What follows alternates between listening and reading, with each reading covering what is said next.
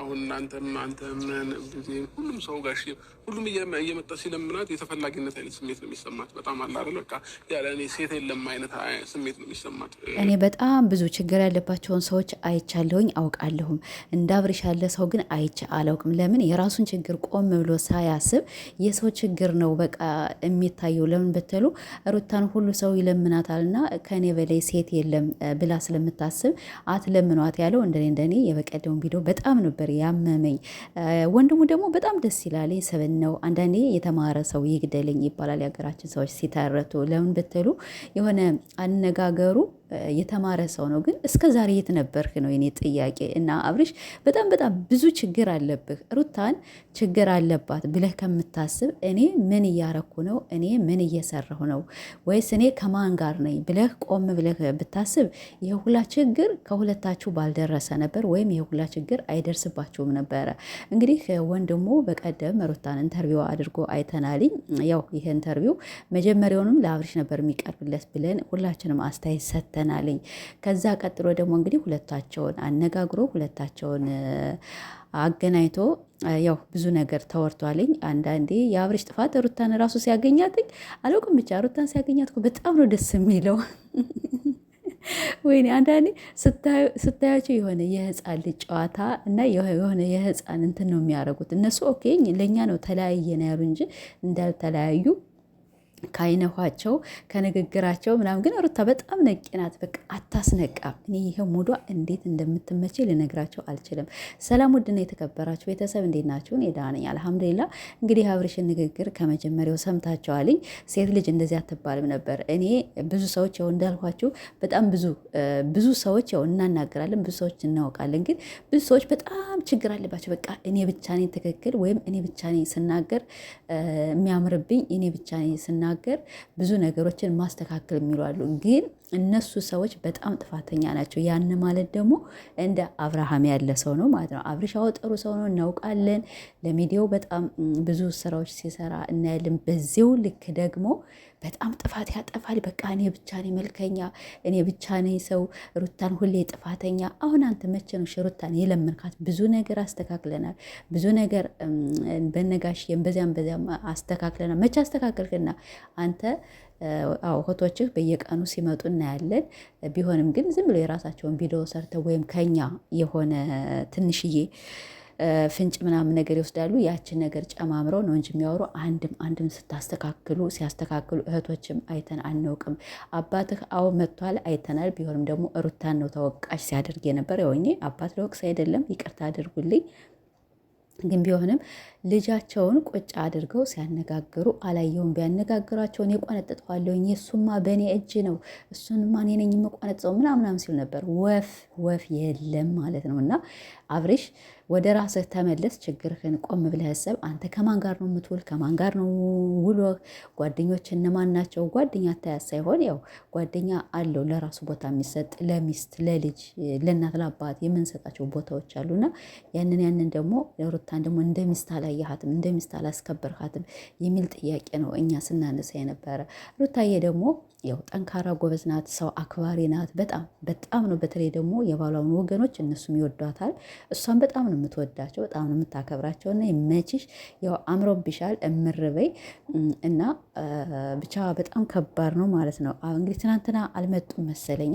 አልመጡም፣ ምንም የለሁም ነበረ፣ አልገባሁም። እስቲ ዛሬ እንግዲህ ምን እንደሚለቀቅ እናያለን። እና የአብርሽ ወንድም ደግሞ እንግዲህ እኛ ወንድም ሆናችሁ አልሆናችሁ ምንም አያገባንም፣ ምንም በጭራሽ ማለት ነው። እና አንዳንዴ መዋለድ ቋንቋ ነው። ቤተሰብ ትሆኑ ትችላላችሁ፣ ግን እየመጣችሁ ለሚዲያም ጥሩም አይደለም። በጣም ውሸት ደግሞ ሲበዛ ወደ ጥመት ይመራል ይባላልና ውሸት አታብዙ። የአክስት ያጎት ልጅ እኮ እናውቃለን፣ እህት ወንድም ማለት ነው። አብረን ስላደግን አብረን ስለምንበላ ስለምንጠጣ ወንድማችሁ ሊሆን ይችላል። ግን ዝም ብላችሁ አብርሽም ሆነ ሩታም ሆነ እንግዲህ ወንድምየው እንዳላቸው ሁለታቸውም ችግራቸውን ቆም ብላቸው ሰው ከዛ በኋላ ተነጋገሩ። እንደተማረ ሰው በጠረጴዛ ስር ሆናቸው ተነጋገሩ። ያው ችግሮች ከተነጋገርን ማንኛውም ችግር ይፈታል። እንኳን ይሄ ቀላሉ ችግርና ማለት ነው። እና የተፋታ ሰው ደግሞ ያው እነሱ ለእኛ ተፋታን ብለዋል። እኛም እንደ ተፋታ ሰው ነው የምናወራና ሩታ በነገራችን ላይ ችግር የለባትም ስትናገርም ሆነ አሁን ቀደም በጣም ብዙ ጊዜ ሰምተናታል። በተለይ ሴት ልጅ ደግሞ ብዙ ጊዜ እንናገራለን ስናረግ ስናረግዝ፣ ሁለተኛ ደግሞ የሆነ ችግር ደርሶብን ያን ሰው ከጎናችን ካልቆመ መቼም ቢሆን ያንን ነገር አንረሳውም። ይቅርታ እኮ እንጠይቃለን፣ ግን ያን ነገር ከፊታችን እየመጣ ድቅን ይላልና በተለይ አብርሽ ቆም ብለህ ሰብ ውሎህን አሳምር። ጓደኞችህን የምትይዛቸውን ያው ጓደኛ አታያ ሳይሆን ጓደኛ ያዝ። ግን እነማን ናቸው ጓደኞች? ለእኔ የሚጠቅሙኝ ናቸው ወይስ ለእኔ የሚጎዱኝ? እና ለትንሽ ጊዜ ያለብህን ችግር በተለይ ደግሞ ከሄርሜላ ጋር ያለብህን ችግር ያው በትንሹም ቢሆን ትንሽዬ እየራካት ስትመጣ ከዚያ በኋላ ሚስትህ ትናፍቅሃለች፣ ልጅህ ይናፍቅሃል፣ ቤትህ ይናፍቅሃል።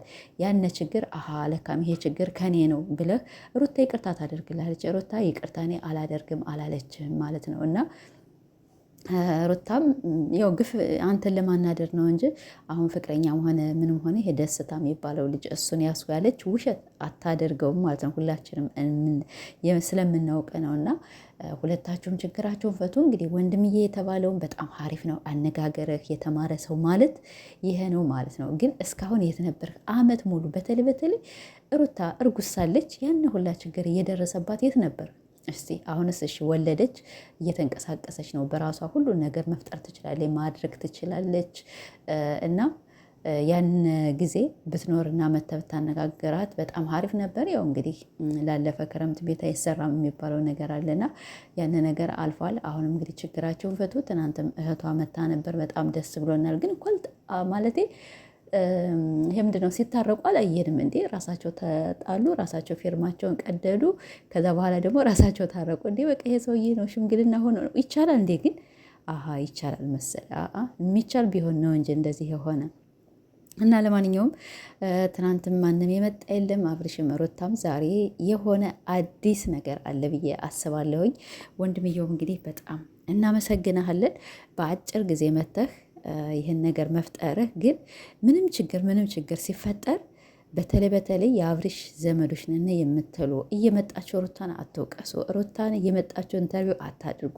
መጀመሪያ የሚወቀስ ወንድ ነው። መጀመሪያ ማነጋገር እንደኔ ሀሳብ ነው እንግዲህ የማውቀውን ነው ማለት ነው። እና እሱ መጀመሪያ ወንዶችን ነው። እኛ ሴቶች ተላላነን ያው ትዳርም ስለምንፈልግ ልጃችን ማብረን ስለምናሳድግ ከባለቤታችን ጋር የሞቀ ቤታችን እንዳይፈርስ ብለን መርሃባ እንላለን ማለት ነው። እና ግን ወንዶች ደግሞ እንግዲህ ጠግበው ከወጡ ማስቀረት ስለማንችል ማሰር ስለማንችል ችግሩ የሚፈጠር ከወንዶች ነው።